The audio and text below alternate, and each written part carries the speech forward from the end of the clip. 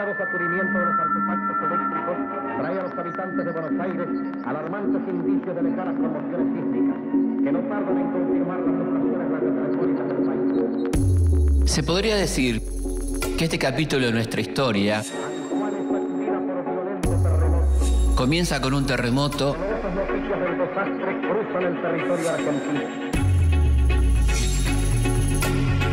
y termina con un bombardeo.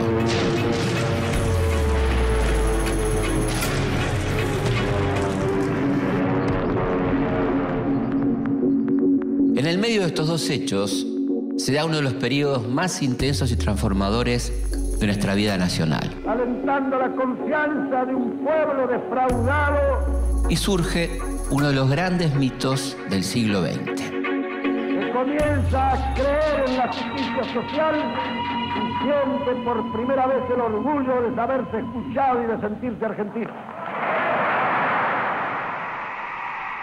Pero antes hagamos un pequeño repaso, recorramos un poco la línea de tiempo. Hemos asumido el gobierno de la nación. Los años 30 fueron una época de retroceso político y de desprecio por la voluntad popular. Como jefe de la revolución, soy vuestro jefe. La década infame, que pone fin a la experiencia popular y democrática de Hipólito Yrigoyen, termina como empezó, con un golpe. El ejército se ha visto precisado al alzarse a la calle por la falta de respeto a las instituciones.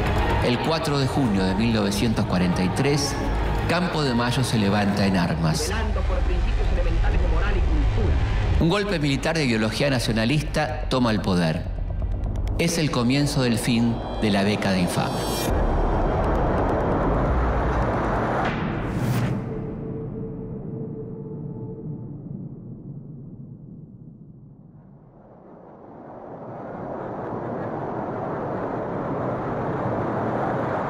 Dentro del frigorífico son varios los que se dedican a la elaboración de conservas de carne, siendo todas ellas aptas para el tráfico internacional por las especiales características de seguridad de la conservación que ofrecen los bancos.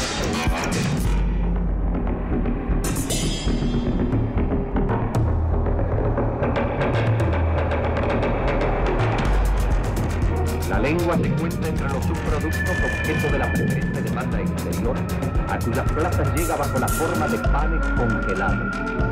Margarina, caldo concentrado, gelatina, manteca de vaca, glicerina y otros productos.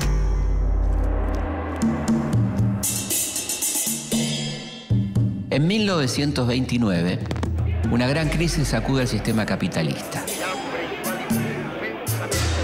lo que provoca una caída de nuestras exportaciones y como consecuencia, en Argentina no entran las divisas suficientes para importar productos extranjeros.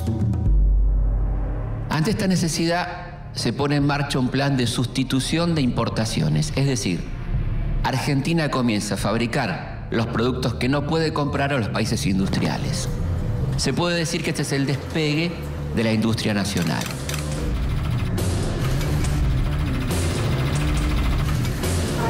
El 35% de los embarques mundiales de carnes vacunas son de procedencia argentina.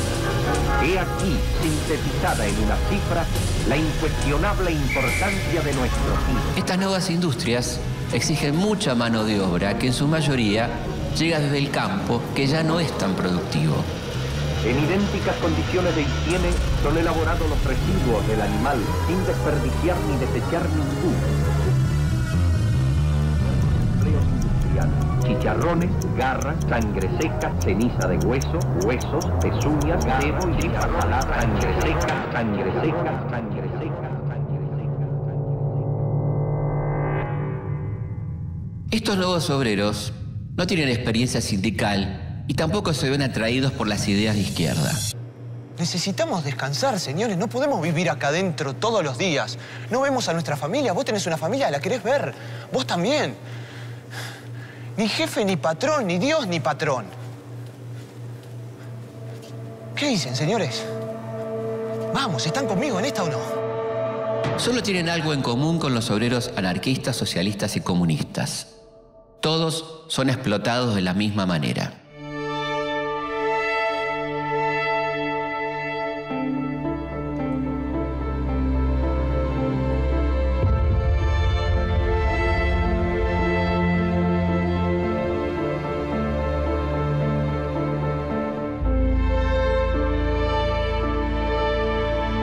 Los nuevos obreros de las provincias se instalan en los suburbios, cerca de las fábricas, donde viven en condiciones realmente muy precarias.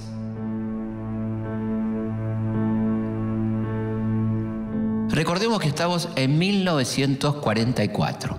Desde hace un año hay un gobierno militar que llegó al poder mediante un golpe de Estado. En una mañana neblinosa, tal como hace un año, celebra el país el primer aniversario de la Revolución del 4 de junio. Este nuevo gobierno, que es militar pero nacionalista, llega al poder con varios objetivos: terminar con el fraude, favorecer la aparición de un gobierno elegido por el pueblo, mantener la neutralidad durante la Segunda Guerra Mundial, reducir la influencia extranjera sobre la política y la economía de nuestro país. YPF marcha hacia el autoabastecimiento argentino de energía motriz. Pero sobre todo, resolver la cuestión social. Se inicia la era de la política social argentina. Se aconseja el ahorro sano productivo. Detrás de este gobierno hay una logia militar secreta que tiene una sigla misteriosa: el GO, Grupo de Oficiales Unidos. El público observa los tanques y el avión de la serie DL, construidos totalmente por nuestro ejército. Orgullo de la industria que se asoma al mundo con bautismo de paz. Para los oficiales del GO, las masas obreras no pueden seguir siendo explotadas ni marginadas políticamente, porque de lo contrario pueden ser captadas por el comunismo. Argentina no puede ni debe penetrar el comunismo. Toda medida de represión siempre justificada frente a los intentos disolventes de los principios de religión, de familia y de patria en la fraternal y progresista sociedad argentina. En el gobierno de la Revolución del 43, cuyos presidentes en general Pedro Pablo Ramírez, hay varios miembros del GO, entre ellos el vicepresidente Edelmiro Julián Farrell y un coronel que desde su cargo en el Ministerio de Guerra cada vez comienza a tener mayor protagonismo. Muchos dicen que es el verdadero ideólogo del GO. Juan Domingo Perón asoma a la luz pública cuando orilla los 50 años. Perón nace en Lobos, provincia de Buenos Aires, pero pasa parte de su infancia en la Patagonia, donde las adversidades del clima y la soledad del paisaje forjan su carácter. A los 13 años ingresa al Colegio Militar de la Nación. Allí, entre la disciplina del cuartel y los libros de estrategia militar, encuentra su vocación. Aficionado a los deportes y experto esgrimista, para 1944 ya lleva más de 5 años viudo y no tiene hijos.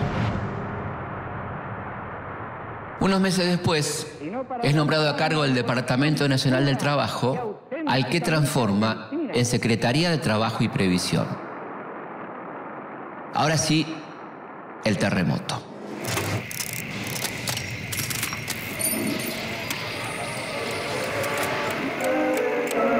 Solo un minuto bastó para que la hermosa capital cuyana quedara convertida en informe montón de escombros. Si el espantoso saldo hubiera sido aún mayor...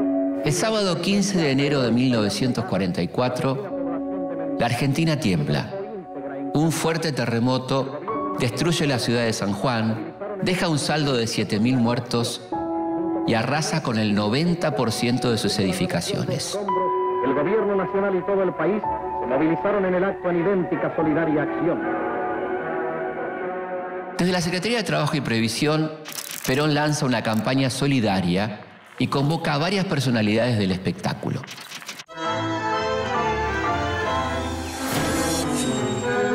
La noche del 22 de enero, durante un festival en el Luna Park, Perón debía condecorar a las figuras que más fondos habían juntado en las distintas colectas. Si bien las premiadas son Niní Marshall y Libertad Lamarque, toda la atención del coronel se concentró en una joven actriz de 24 años. Embrujo sin perdones este amor, tu amor, del que no puedo libertarme. Qué fuerza loca y cruel me empuja vos sin ver que ya jamás podré salvarme. Qué magia hay en tu boca, ruda como una maldición, que me empuja y me quema sabiendo que no es mío tu corazón. María Eva Duarte nace el 7 de mayo de 1919 en la localidad de Los Toldos. Cuando tiene 8 años, su padre muere en un accidente de tránsito.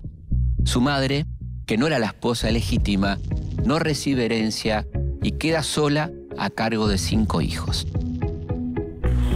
La infancia de Evita transcurre entre grandes privaciones hasta que a los 15 años llega a Buenos Aires con el sueño de ser actriz.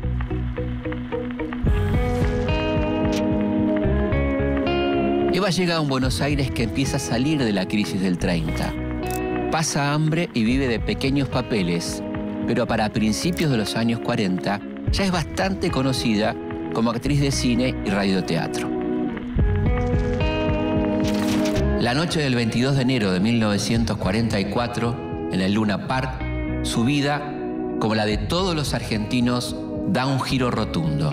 Comienza un nuevo terremoto, esta vez político. A poco más de 8 semanas del luctuoso suceso, os confieso, señor presidente, que esta suma, que pasa de los 33 millones de pesos, puede muy bien motivar el orgullo de todos los argentinos, porque en la elevada cifra está contenida la honda emoción de humildes y pudientes, de viejos y jóvenes, de mujeres y niños, que por igual han sentido en carne propia la enorme desgracia de nuestros hermanos de San Juan. Los primeros meses de 1944, Perón y Eva pasan mucho tiempo juntos en la Quinta de San Vicente. Son sus últimos momentos de tranquilidad, hasta que Perón vuelve a entrar en el vértigo de la política.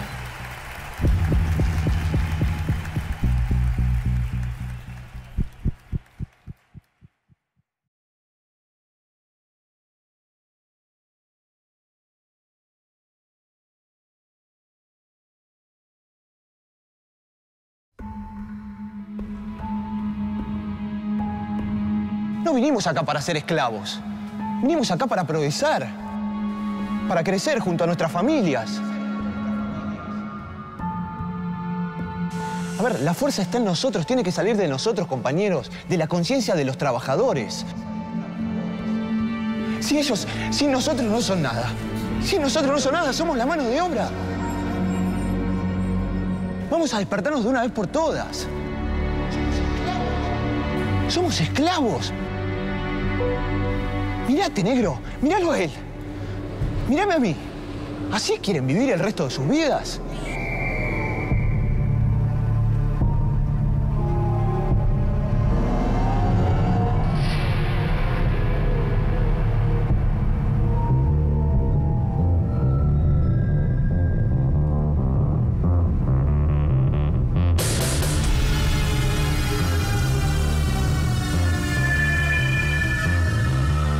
A principios de 1944, Estados Unidos fuerza a la Argentina para que defina su posición ante la Segunda Guerra.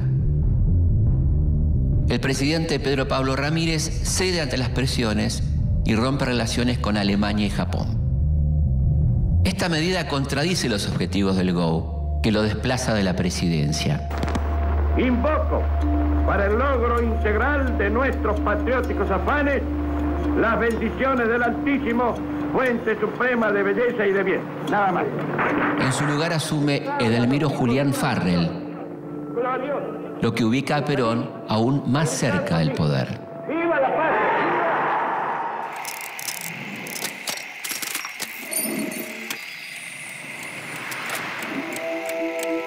Mientras tanto, desde la Secretaría de Trabajo y Previsión, Perón impulsa medidas que cambian sustancialmente la situación de los trabajadores.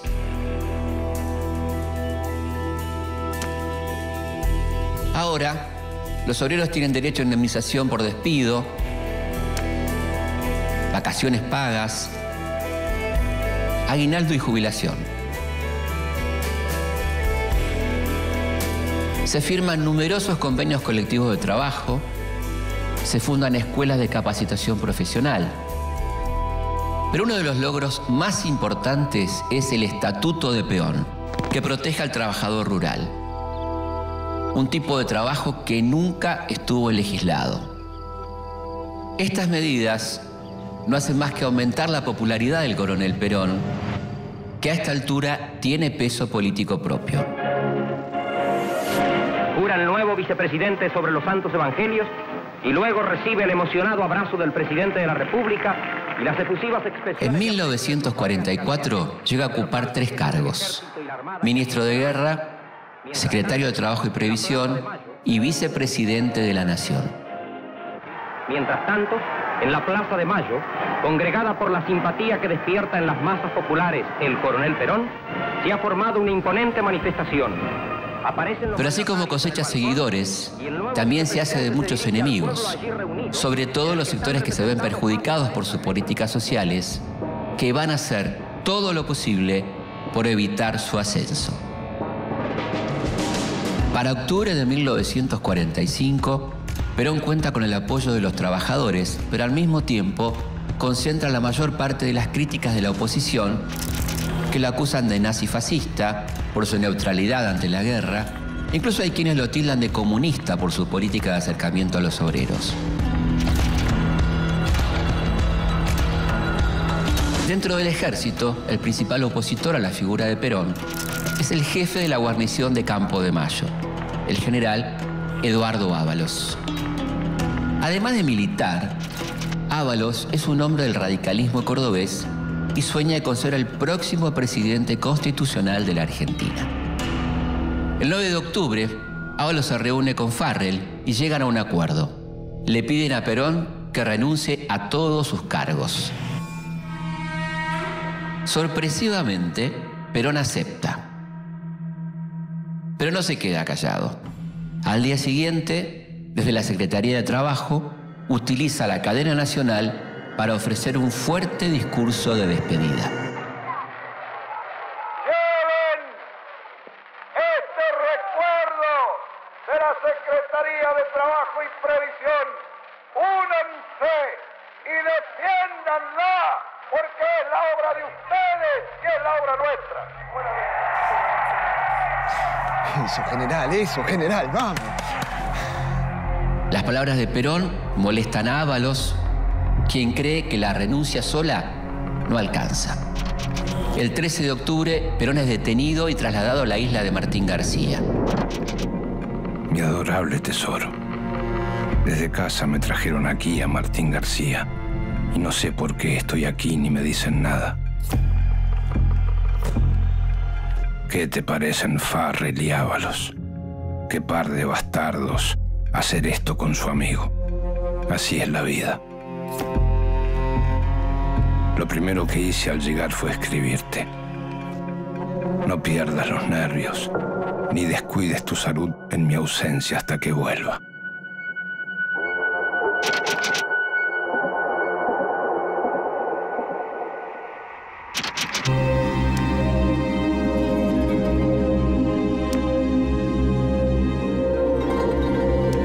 Estoy preocupado, Tano. Hace rato que no se sabe nada, che. ¿Cómo no se sabe nada si todo el mundo está diciendo que está preso? ¿Qué es? Y lo que dice todo el mundo, negro. Dicen que está preso. ¿Sabes cómo debe estar el patrón? Sí, me imagino. Debe estar festejando.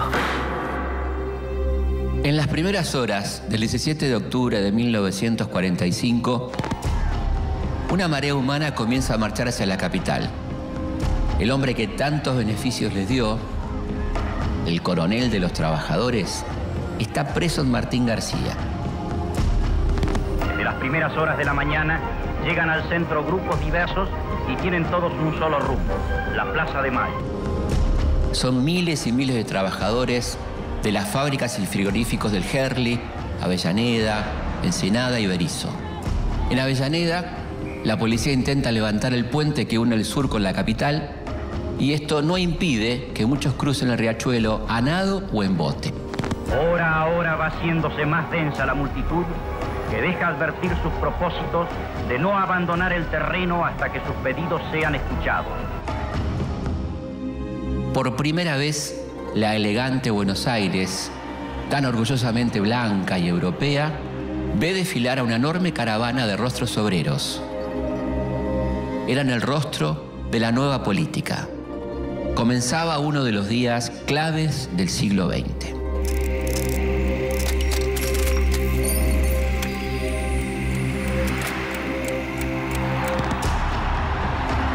Los manifestantes van agrupándose frente a la Casa Rosada y repiten a voz coreada sus aspiraciones. A la tarde del 17, ya son miles los hombres y mujeres que se encuentran reunidos en la Plaza de Mayo. La misma madrugada del 17, Perón, con un diagnóstico falso de enfermedad pulmonar, logra que lo trasladen desde la isla Martín García al hospital militar en el barrio de Belgrano. Al promediar el día, se encaminan al hospital militar, frente al cual permanecen reclamando la presencia del coronel Perón. ¿Por qué es tan importante que haya salido de Martín García? Porque la isla está dentro de la órbita de la Marina, el arma de su otro gran enemigo, el almirante Héctor Bernengo Lima. Bernengo Lima busca que Farrell y Perón abandonen el gobierno para entregarle el poder al presidente de la Corte Suprema, Juan Álvarez, quien ya tiene proyectado un gabinete integrado mayoritariamente por hombres de la oligarquía. Pero a medida que pasan las horas, cada vez son más los trabajadores que se concentran en la Plaza de Mayo para exigir la libertad de Perón. El entonces ministro de Guerra, general Eduardo Ábalos, se asoma a los balcones de la Casa de Gobierno. Pretende en vano dirigir la palabra a la multitud que insiste en sus estribillos. En tanto, dentro del Palacio del Gobierno la política cambia nuevamente sus rumbos. Ábalos se da cuenta de que el único que puede controlar la cosa es Perón. Y a las 18:30 se reúne con él en el hospital militar. Perón acepta el pedido de Ábalos, pero le pide como condición hablar personalmente con Farrell. El encuentro de Perón con el presidente se da recién a las 10:30 de la noche. Perón exige un próximo llamado de elecciones y el apoyo oficial a su candidatura a presidente. Yo me paré y le dije, bueno, mi general, palabra de honor, nos dimos la mano. Y bueno, le digo, me voy. Entonces dijo, déjese de embromar, venga, estos locos nos van a quemar la casa de gobierno, salga al balcón y háblele para que se vaya. Pasadas las 11 de la noche, Perón sale al balcón a encontrarse con la historia.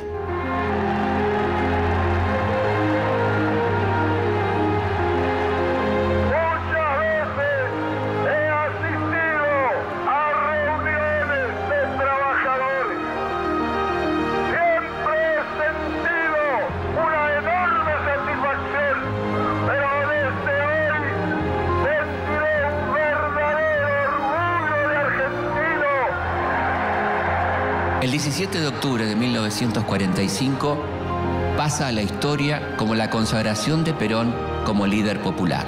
¡Únanse! ¡Sean hoy más hermanos que nunca!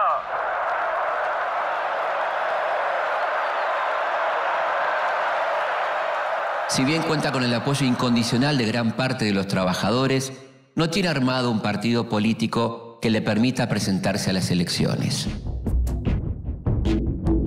Es por eso que comienza a buscar adhesiones en otros sectores que simpatizan con su política social, como por ejemplo el radicalismo de tradición irigoyenista, que le garantiza una estructura de comités en todo el país, y el Partido Laborista, que es la representación política de este nuevo movimiento obrero que lo acompaña. Que en esta definitiva etapa del proceso revolucionario, la nación misma, convocada para comicios, ejercitando con libertad y responsabilidad el más alto derecho que existe en un régimen democrático, designará sus gobernantes, a quien tocará complementar la obra de la revolución. La candidatura de Perón también recibe el apoyo del ejército y de la Iglesia.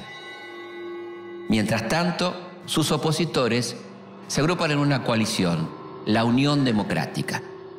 Contra la tiranía, por la libertad, por la democracia y por la verdad del sufragio universal.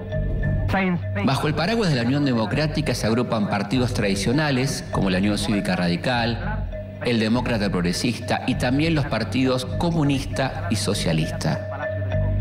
Sus candidatos son los radicales José Tamborini y Enrique Mosca. Las instituciones armadas han comprometido su honor en lograr la restauración institucional.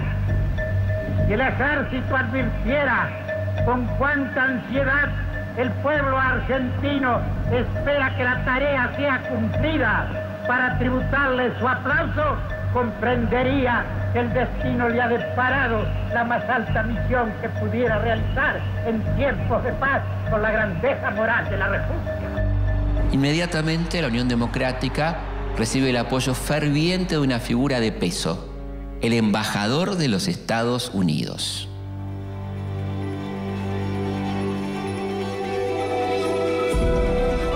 Spruill Braden, también conocido como el Búfalo Braden, es un conocido lobista de firmas estadounidenses con intereses en América Latina. En 1945 llega a Argentina como embajador, decidido a hacer cualquier cosa para garantizar la hegemonía norteamericana en nuestro país y asegurarse el control de todos los negocios que traerá la posguerra. Se puede decir que el peronismo todavía no existe, pero Braden ya es el primer antiperonista. El pueblo votará la fórmula que surja de la Unión Democrática porque, votando por esa fórmula, el pueblo derrotará al eje nazi-fascista en la República Argentina. Los enemigos del gobierno, unidos por su odio visceral a Perón, encuentran en Braden un factor unificador. Es por eso que a su llegada es recibido con los brazos abiertos por los sectores más reaccionarios de las Fuerzas Armadas, la sociedad rural y los principales medios de comunicación. Incluso los socialistas, los comunistas y los estudiantes universitarios ven con buenos ojos la llegada del embajador norteamericano. Primero, desde su puesto como embajador, luego como secretario de Asuntos para Latinoamérica, Braden comienza una feroz campaña para ensuciar a Perón. Es tanto el peso que adquiere Braden que su figura divide al país. Tal es así que Perón usa su nombre como su más efectivo eslogan de campaña. Para los argentinos, la disyuntiva en esta hora trascendental es Braden o Perón. Queda cerrada la más intensa y vibrante campaña electoral vivida por los argentinos. Hacen del 24 de febrero de 1946 un día de júbilo cívico. Después de 18 años sin elecciones limpias, el 24 de febrero de 1946, el país entero concurre a las urnas. La fórmula presidencial Juan Domingo Perón, Jazmín Hortensio Quijano, consigue el 52% de los votos y derrota por apenas unos 280.000 a la fórmula de la Unión Democrática. El 4 de junio de 1946 asume la presidencia. Yo, Juan Perón, juro por Dios nuestro Señor y estos santos evangelios desempeñar con lealtad y patriotismo el cargo de presidente de la Nación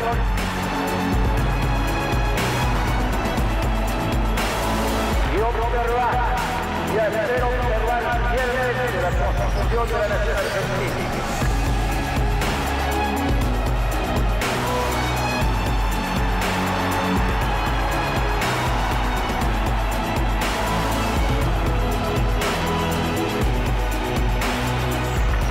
Y así no lo hiciere, Dios y la nación me lo demanda.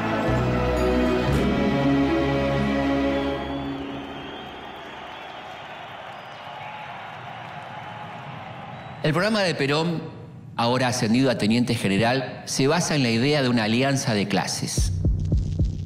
Un acuerdo entre el capital y el trabajo, garantizado por el poder del Estado. Y que todos podamos continuar esta cruzada sin que ninguna de las fuerzas se disocien para ser más fuertes, para servir a la patria y para sacrificarnos si es preciso el día que llegue la necesidad. Argentina, en 1946, atraviesa una situación económica favorable, lo que hace que el plan de Perón dé buenos resultados rápidamente. Es en este marco favorable que el nuevo gobierno lanza su primer plan económico, el Plan Quinquenal. El presidente de la República, general Juan Perón, se apresta a dar al país uno de los mensajes más trascendentales de su vida de nación organizada. La puesta en marcha del Plan Quinquenal, proyecto en el que se expone una nueva estructuración de nuestro sistema económico y social. Este plan se cumplirá en el 100%, dice el presidente. Si no nos alcanza el día, trabajaremos de noche. El Plan Quinquenal se propone cambiar el perfil económico de la Argentina. Pasar de un modelo exclusivamente agroexportador a una economía de base industrial. Para eso, es vital expandir el mercado interno, incorporando al consumo a los sectores populares.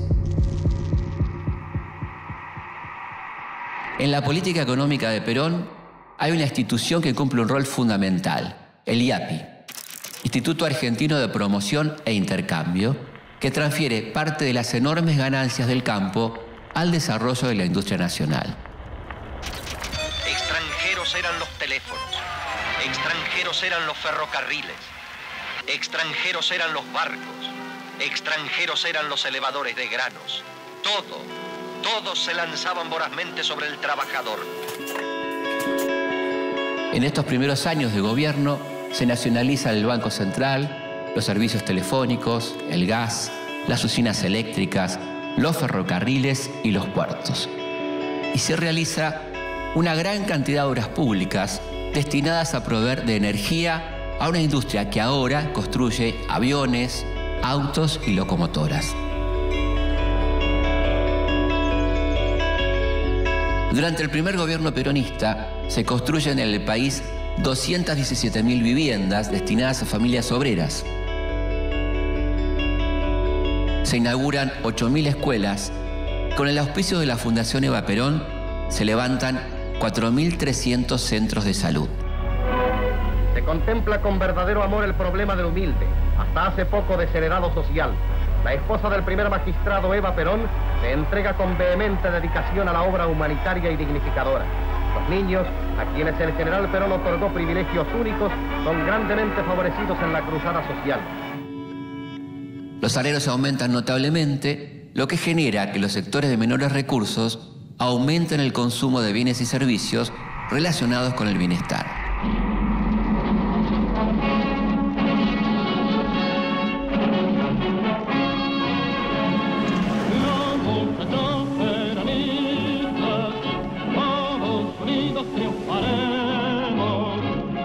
Los sindicatos quintuplican el número de afiliados y construyen sus propios policlínicos, hoteles y colonias de vacaciones, mientras que el Estado garantiza el acceso a la educación, la salud, la vivienda, el sistema previsional de los sectores de menores recursos.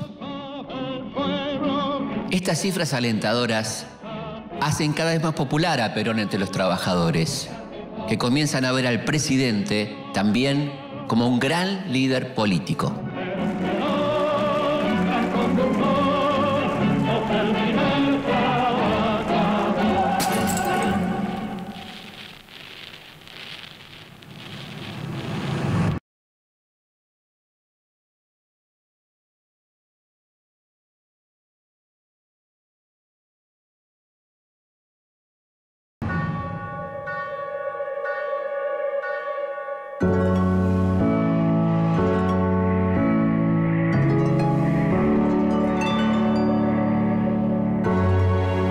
Estamos en 1946. Eva Duarte tiene 27 años y ya es primera dama.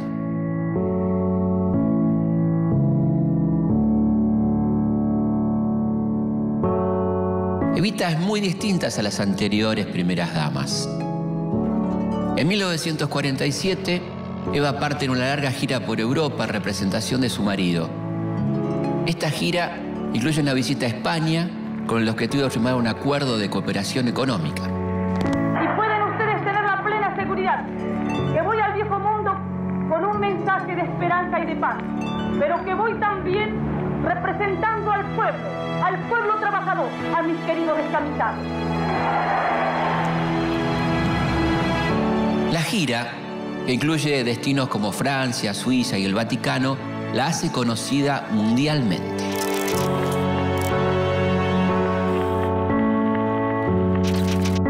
El éxito del viaje le da confianza en sí misma. Por eso cuando vuelve da un drástico giro en su rol de primera dama.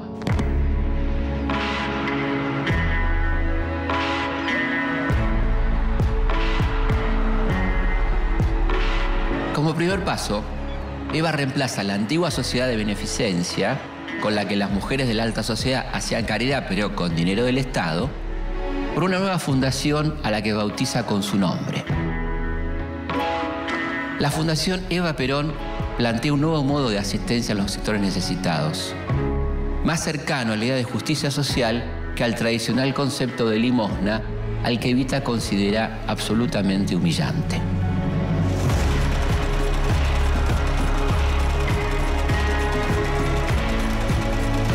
La Fundación construye viviendas obreras, policlínicos y hogares de tránsito para las familias más carenciadas. Se estimulan las inclinaciones vocacionales de la juventud en los oficios o manualidades de sus preferencias.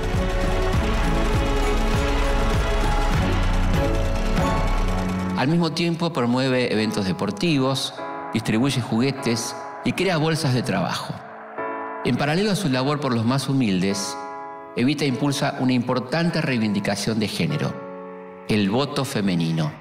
¿Quiere decir entonces que nosotras también decidiremos? Sí, ustedes ahora también decidirán quiénes serán los más capaces de llevar a la Argentina a los grandes destinos que tiene asignados. Pero para nosotras es mucha responsabilidad. Ese es el gran honor que se nos ha dispensado gracias a la lucha de Eva Perón. Reconocer que nosotras, las mujeres argentinas, merecemos la enorme responsabilidad de decidir también el destino de la patria. La lucha por el voto femenino no es algo nuevo. Desde hace 5 décadas es llevada adelante por las agrupaciones socialistas y feministas. Incluso en 1927, en la provincia de San Juan, las mujeres pudieron votar. El gobierno presenta a Evita como la principal impulsora de esta causa, lo que genera un gran malestar entre muchas mujeres feministas. Pero a pesar de las críticas, la iniciativa llega al Congreso y para el año 1947, la ley de sufragio femenino es una realidad.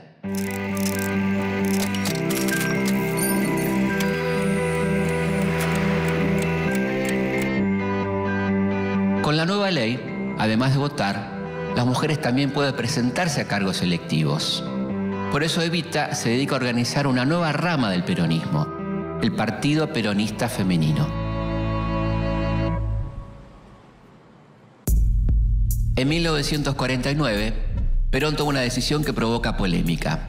Propone una reforma de la Constitución que contenga los 3 principios básicos doctrinarios del peronismo.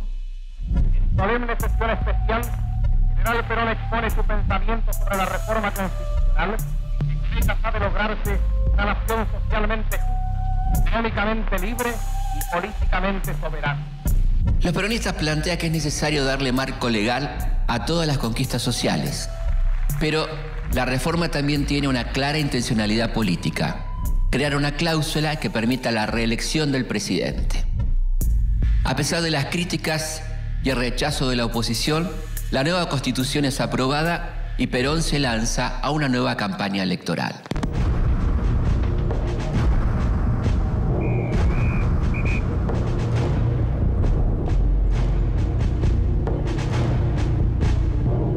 Pero para 1949, las cosas comienzan a cambiar.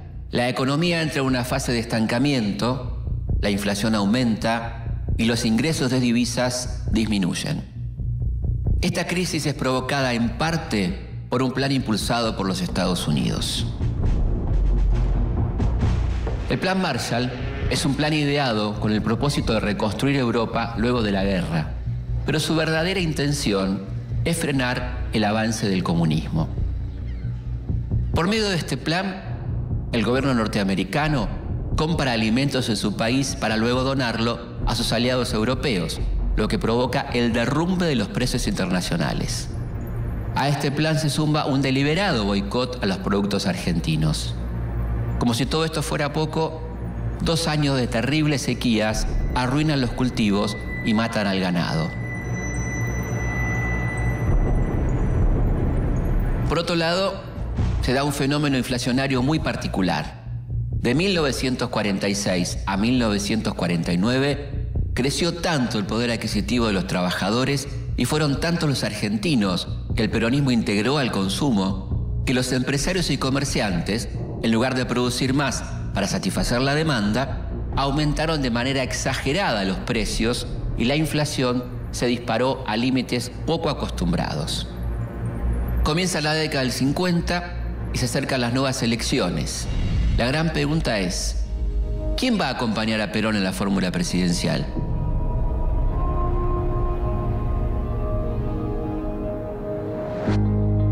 A esta altura, Evita ya es una figura clave en el vínculo entre Perón y sus simpatizantes. Por otro lado, es la enemiga declarada de las clases altas y del sector más reaccionario de las Fuerzas Armadas. En 1950, Evita tiene 31 años y buena salud. Pero una mañana de verano, durante la inauguración de un local sindical, sufre un desmayo. Al principio, todos creen que se trata de una apendicitis. El diagnóstico final se va a tener recién el año siguiente. Evita padece cáncer de útero. A pesar de su enfermedad y de las presiones de los sectores oligárquicos, eclesiásticos y castrenses, que no la quieren como candidata a vicepresidenta, a mediados de 1951, la idea de una fórmula Perón-Eva Perón sigue adelante con el apoyo de la CGT y del Partido Peronista Femenino.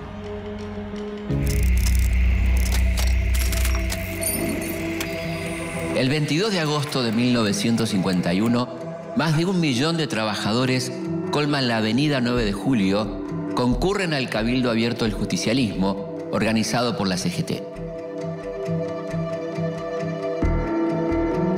En el escenario, ubicado al frente del Ministerio de Obras Públicas, todos esperan la llegada de Evita y la confirmación de su candidatura. Pero Eva tarda en llegar. Al llegar la noche, aparece Evita y se produce uno de los diálogos con las masas más interesantes de nuestra historia.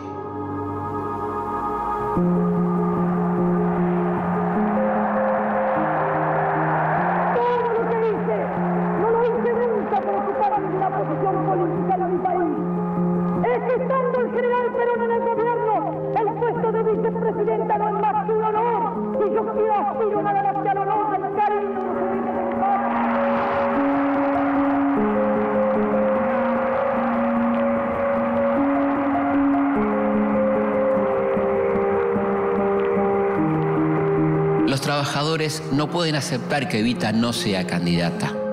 Eva pide unas horas para tomar la decisión. 9 días más tarde, la abanderada de los humildes da su respuesta por cadena nacional.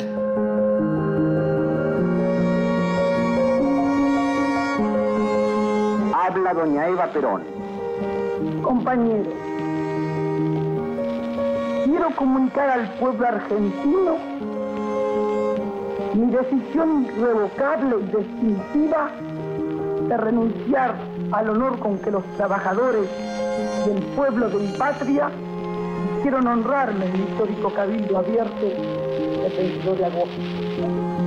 Declaro que esta determinación surge de lo más íntimo de mi conciencia y por eso es totalmente libre y tiene toda la fuerza de mi voluntad definitiva.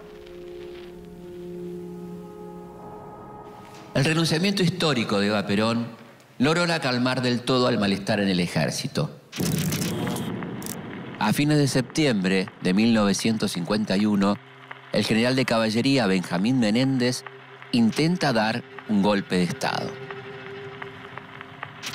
Pero la falta de apoyo dentro de la fuerza y la mala planificación hace que el intento fracase.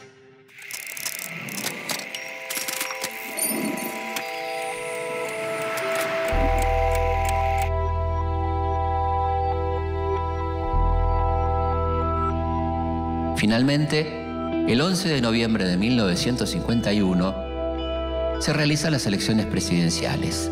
Las mujeres votan por primera vez y la fórmula Perón-Quijano triunfa con un 62% de los votos. Ese día, Eva Perón vota por primera y última vez desde la cama de un hospital.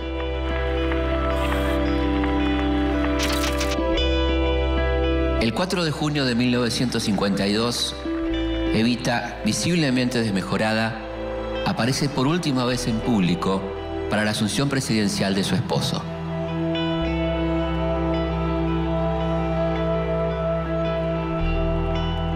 A partir de ese momento, desaparece de la vida pública. Unas semanas después, en la noche del 26 de julio, llega la dolorosa noticia.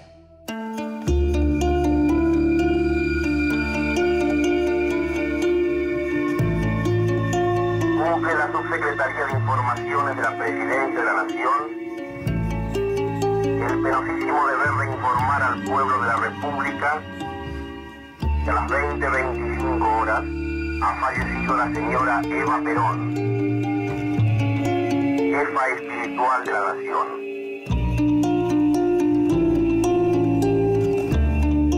Evita muere a los 33 años, tras apenas 6 años de actuación política.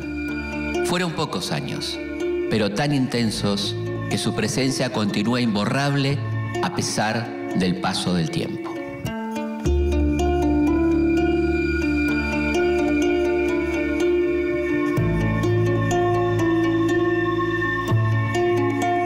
Que de mí se diga cuando se escriba el capítulo maravilloso que la historia seguramente dedicará a Perón, que hubo al lado de Perón una mujer y que a esta mujer el pueblo la llamaba cariñosamente Evita. Nada más que Evita.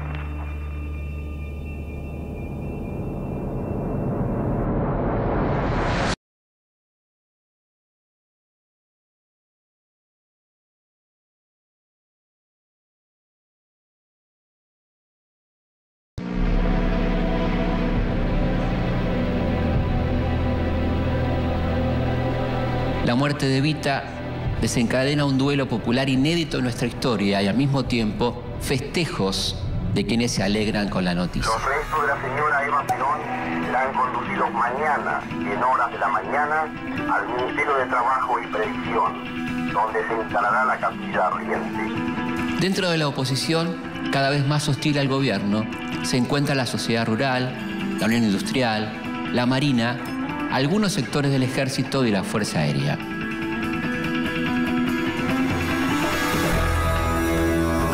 A los que se suman todos los partidos políticos no oficialistas que no están de acuerdo con la manera con la que Perón conduce el país. Lo acusan de autoritario y de antidemocrático. Líderes como Ricardo Balbín y el socialista Alfredo Palacios sufren la cárcel y el exilio, y son clausurados y censurados medios gráficos opositores. El segundo mandato de Perón comienza con una serie de sobresaltos. Cuando llega el momento de implementar el segundo plan quinquenal, la realidad del país es muy diferente a la de unos años antes. Si el primer plan quinquenal tuvo como objetivo desarrollar y expandir la economía, en el segundo se busca aumentar la producción agrícola y promover el desarrollo de la industria pesada y el autoabastecimiento de combustible. Si bien la economía repunta, en abril de 1953, Perón atraviesa el momento político más difícil de su presidencia. Los principales medios y la oposición acusan de corrupción a varios miembros de su gobierno. la CGT organiza una manifestación para apoyar al presidente. En el transcurso del acto, en la Plaza de Mayo, 2 bombas, colocadas por comandos civiles de la oposición, estallan en medio de la manifestación, provocando la muerte de 7 personas y varios heridos.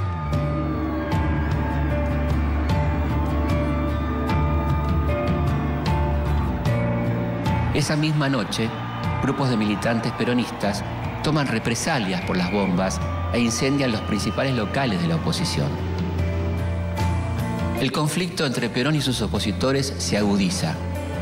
Para descomprimir la situación, el gobierno dicta una amnistía y libera a 4.000 presos políticos. Pero ya es demasiado tarde. La relación de Perón con la Iglesia Católica ya no es tan cordial como durante el primer gobierno. La exaltación casi religiosa de la figura de Eva Perón y su proclamación pública como jefa espiritual de la nación causan un profundo rechazo en los sectores más conservadores de la curia.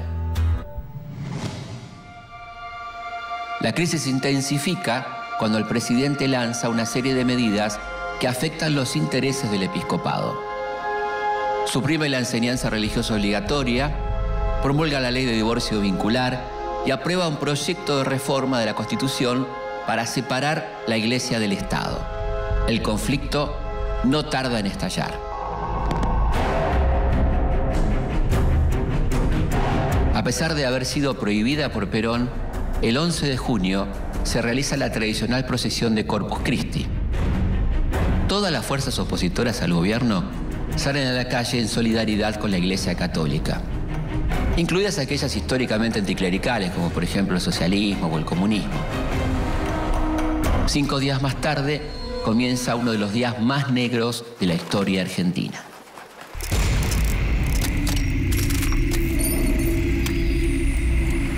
El mediodía del 16 de junio, una escuadra de 30 aviones de la Marina de Guerra y la Aeronáutica llegan al centro de la ciudad de Buenos Aires con un único objetivo: matar a Perón. La primera bomba cae a las 12:40 y es la primera de una larga serie. Una de las bombas impacta en un tranvía y mata a todos sus ocupantes. 40 de ellos son niños de primaria que estaban de excursión.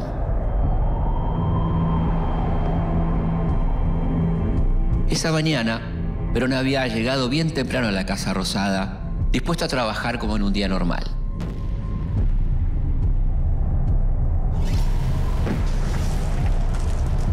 Alertado de una posible sublevación, se traslada al Ministerio de Guerra, muy cercano a la Casa de Gobierno. Desde allí, Perón organiza la resistencia con el apoyo de los oficiales leales. Enterado de las novedades, los obreros peronistas saben que todo lo conseguido en estos años corre peligro y están dispuestos a luchar.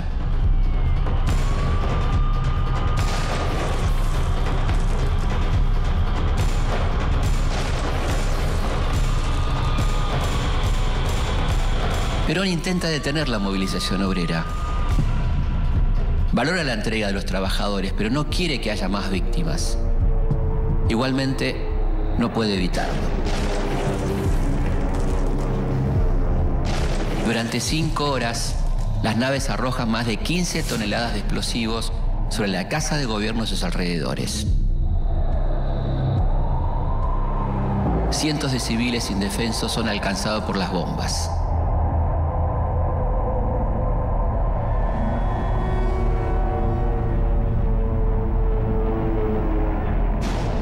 A las 4 de la tarde, los aviones arrojan sus últimas bombas y escapan a Montevideo. Es el fin de una jornada trágica. El acto terrorista más grande de nuestra historia deja más de 300 muertos y el doble de heridos. Es la primera vez en la historia que las Fuerzas Armadas de un país bombardean a sus propios ciudadanos.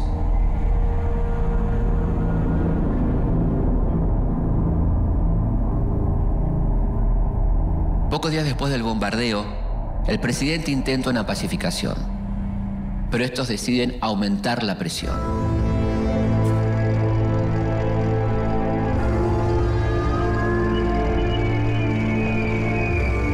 6 de septiembre, desde la Escuela de Artillería de Córdoba, el general Eduardo Lonardi inicia un alzamiento militar a gran escala. Los enfrentamientos entre los rebeldes y las fuerzas leales al gobierno se prolongan durante 4 días. Perón sabe que los opositores están dispuestos a todo con tal de derrocarlo y decide dar un paso al costado.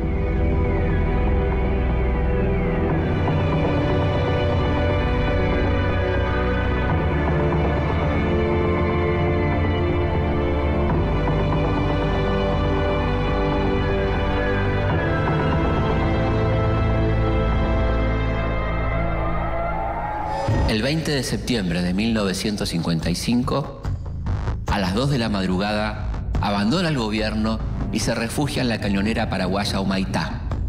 Es el comienzo de su largo exilio.